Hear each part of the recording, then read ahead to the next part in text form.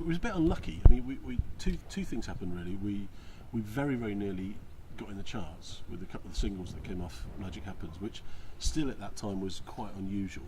You know, bands like us didn't really get in the charts, and we kind of scraped nearly got into the top 40. And if we had done that, could have been a lot different. Then we got a lot of interest from the States, and went to the States, and it just was a bit of a mess, wasn't it? We didn't get the right gigs, we didn't play the right shows, we probably didn't have the right attitude, and so we blew the States. So that's when it started.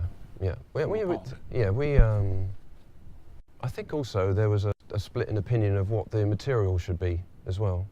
So a couple of people in the band were aiming at a heavier kind of thing, and I think I was getting more and more interested in going back to doing more poppy kind of music, like Place of the Name or that kind of thing. And so I said when we actually did break up as a group, I kind of thought, well, okay, it's a real shame, but maybe we can go on and do some music that suits me, that I feel a little bit more comfortable with, and that's why John and I carried on for a couple of years trying to put some bands together after that, which is a much more that suited the way I was developing as a singer. I mean, without sounding too pretentious, and trying to be more of a songwriter. We were starting to. I mean, it's actually quite easy to make lots of noise, and there was an element that the guys wanted to make a lot of noise, and I certainly, for one, wanted to record some tunes that I liked. Yeah.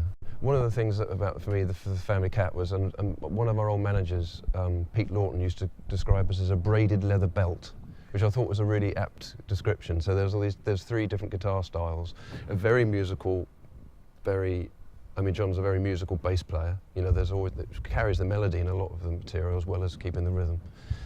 That kind of, for me, that was always a struggle because it was done at such a consistently high volume and high power that a lot of the singing I had to do was I was kind of singing full on all the time, and I haven't really got a very good rock voice. Mine is I'm a baritone and more of a really a bit more of a balladeer, as it turns out.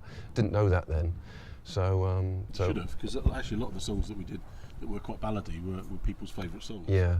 So we'll see. The songs that we liked best were the ones where we could go crash bang, look at me, I'm Pete Townsend.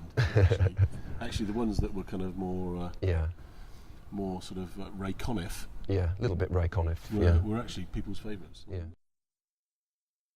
I do a serious job now, and I get people who've just joined the company, agape, who said, I used to buy your records.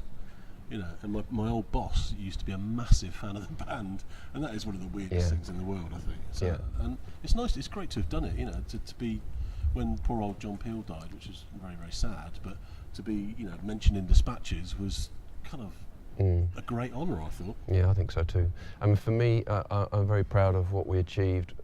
It was a shame that we didn't achieve a bit more.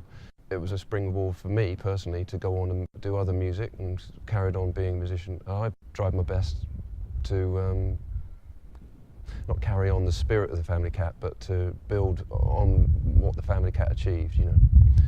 I've also got a serious job now for a while anyway, and the younger people, they Google me and they go, Fred, you had long brown hair. They can't believe it.